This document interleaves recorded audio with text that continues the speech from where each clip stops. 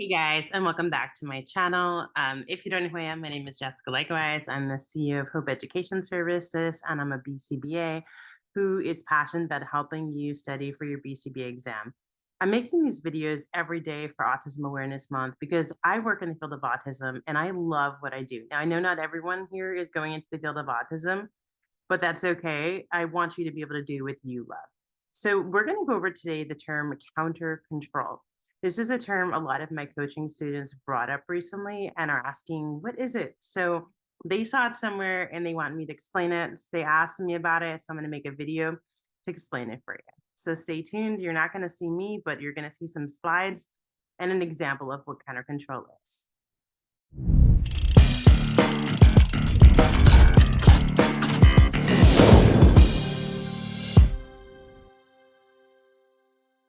Okay, guys. So, what is counter control? It's something we don't talk about much. It is actually considered to be an atypical function of behavior. We do know that our typical functions of the behavior are access, attention, escape, right, and sensory. Control is actually considered to be an atypical function of behavior. So, this is when one person is trying to control someone else's behavior and then they don't like that, they have a problem with someone trying to control them. So in exchange, they try to control the person's behavior that's controlling them. So this is very, very common with kids. It can happen with anyone who can protest, right? Anyone who can protest something being done to them. Typically, it's seen as when children have demands on children, they'll try to control the situation. When there is a punishment procedure used, kids will try to control the situation. So people often kind of think they're crazy when it seems like, well, this kid seems like they're just trying to be in control. I don't think this fits any of the real functions of behavior we talk about. Well, it is actually control is actually a function of behavior when you're trying to control what another person does. So I'm going to give you an example of this. This example is going to make it super, super clear of what counter control is. But again, it's going to be when kids, or it could be anyone, doesn't have to be kids, but because I work with kids, right? When you do something to try to control their behavior, and in turn, they try to control you. So let's look at this example. This will make it abundantly clear.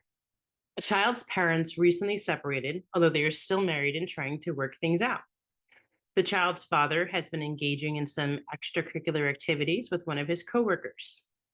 One day, the child snuck some whiskey from his father's whiskey cabinet. His father grounded him and told him that he couldn't play baseball this weekend. The child told his father that if he didn't let him go to the baseball game, he would tell his mother he's been seeing another woman. His father let him play baseball. Big surprise, right? So, what describes the child's response into being grounded? This is counter control. This is your perfect classic example of here the father is trying to control the child's behavior. The child is not having it. The child does not want to be controlled. He doesn't want to be punished.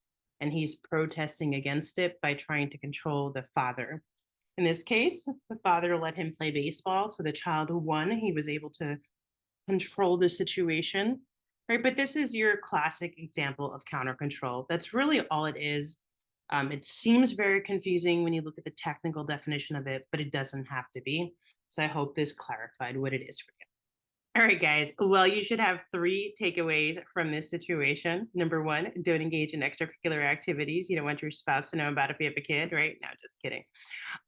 But in real, it is actually control is actually a function of behavior. It's considered to be an atypical function. One we don't talk about often, but it is possible behavior is happening for the sole purpose of controlling someone else. Again, this is what can counter control may look like if you get it in question or scenario. So I really hope that this helped clarify it. If you're studying this weekend, I'd love to study with you. I have a bunch of stuff on my website to help you study, like recordings of live events, mock exams, my course. I also do one-on-one tutoring, as well as have a small group coaching where you can work with me in a small group format. So all of that information is on my website, hopeeducationservices.com, and I hope to study with you again soon.